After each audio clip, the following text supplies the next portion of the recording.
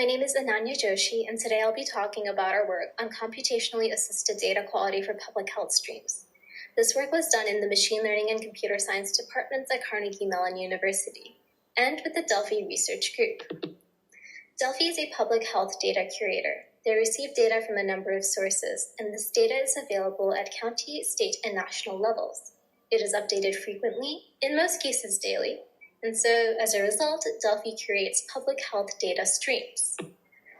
But like most public health data, this curated data is subject to some irregularities. Let's look at this example of COVID case counts for Nevada in the United States. Experts identified these two irregularities circled in red. And irregularities like this impact Delphi's stakeholders, who include public health officials, journalists, and scientists.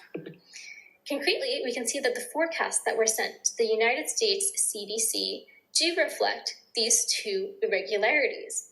And while it is relatively easy for an expert to look at a particular stream and identify irregularities, doing so over the volume of data that Delphi curates daily, and doing so in a continuous fashion, is impossible as a manual task. Consider that there are over 3,000 geographies, which correspond to over 3,000 counties. And if we only consider 3 signals, like COVID cases, deaths, and hospitalizations, this would mean that reviewers would need to look at over 9,000 streams daily. Instead, we propose the core idea of this paper, which is computationally assisted data quality, where the task is to create and evaluate a method that produces a ranking of recent data points that warrant human attention. Not only does this preserve reviewers' time, it retains their expertise. Here is an image of our dashboard that we show to these reviewers in Delphi daily, which they then use to identify irregularities in recent data points. The contributions of this work are as follows. First, the infrastructure for computationally assisted data quality, where reviewers inspect a ranked outlier list to detect critical irregularities from thousands of data streams. Next, the FLASH algorithm, which stands for Flagging Streams in Public Health, which is suited to the unique challenges of the public health setting. And finally, the expert evaluation we conduct with both outlier ranking and classification tasks. One of the reasons why outlier detection in public health streams is so difficult is because of the statistical properties of public health data. First, this data is non-stationary. It's subject to different regimes. Like if it were a COVID stream, this could correspond to different COVID waves. Second, this data has weekday effects. As seen in the second purple box, there is a sawtooth pattern, and the points that are closest to 0 are not outliers, but they are weekends. Finally, this data is subject to a lot of noise. In addition, Delphi has to contend with limited data history and limited computational resources. Because this is a deployed product, we must adhere to the computational restrictions within Delphi. Existing prior work on outlier detection is extensive. Recently, deep learning approaches have received a lot of attention, but due to the limited computational resources and limited data history for Delphi's data, these approaches are not well suited to the current task. Other approaches, which include generic outlier detection algorithms for time series, as well as epidemiology-specific applications for outlier detection, don't quite capture the points that are identified as irregularities in the public health context. Instead, we propose FLASH. FLASH is able to capture a type of outlier that we call a contextual outlier for the public health setting. At a very high level, the statistical formulation for FLASH takes as input a particular data stream, X, which has historical data and real-time data, denoted by X sub t. Suppose that our historical data is drawn from some model M. We want to test the null hypothesis that the real-time data point is also drawn from that model. If the real-time data point has a low probability under the null hypothesis, it was likely not generated from the same model as the historical data, indicating a potential irregularity. We instantiate FLASH with 3 steps. First, we process data to remove outliers before fitting M. The key challenge is to account for statistical properties of public health streams. And to do so, we identify different waves, identify and impute noisy points, and remove weekday effects. What this looks like is if we have the gray original historical data for a stream, the processed historical data in purple accounts for these statistical properties of public health data. Once we've accounted for those properties, we want to obtain predicted values. And to do so, we need to find an appropriate model class M to fit this model on the historical data. We use AR models, autoregressive models, because they are trusted, intuitive, and can be easily retrained. And so we see in blue the AR model prediction that's trained on a small amount of historical data. And it's important to note that there is an AR model per stream.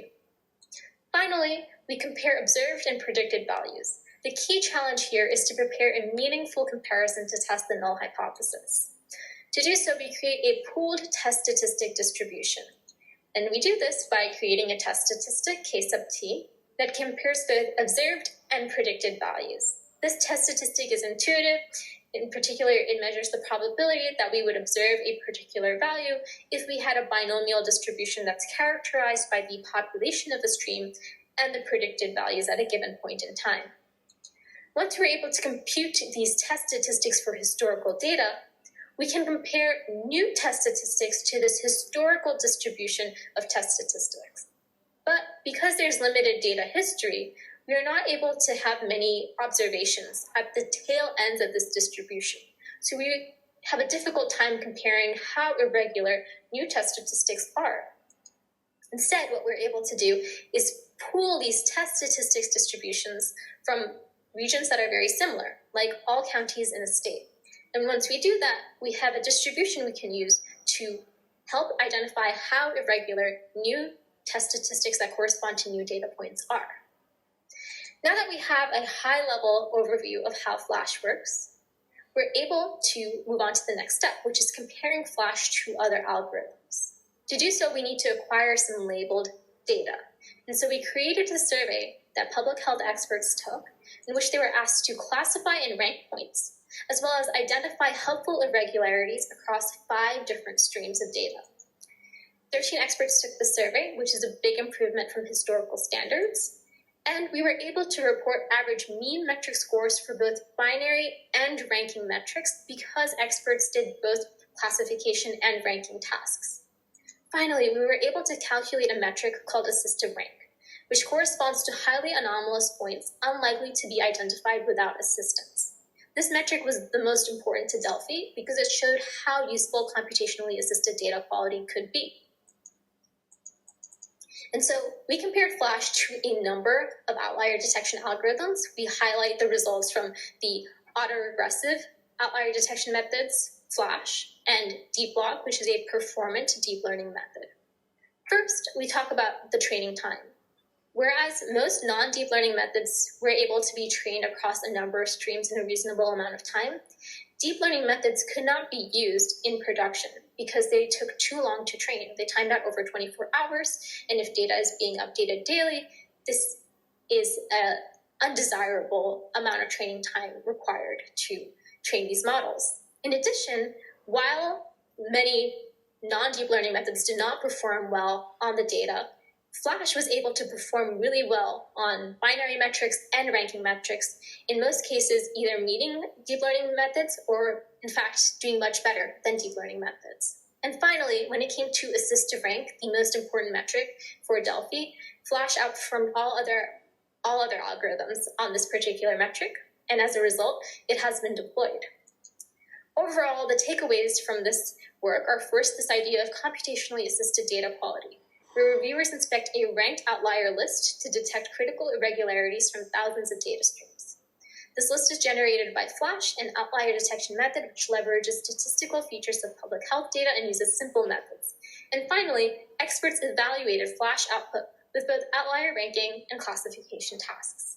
Flash outperformed other outlier detection algorithms, especially on the metrics that Delphi was most concerned about, and as a result, it has been successfully deployed since February 2023. We encourage you to check out the paper for more details, or if you have any questions, please email any of the authors. Thank you.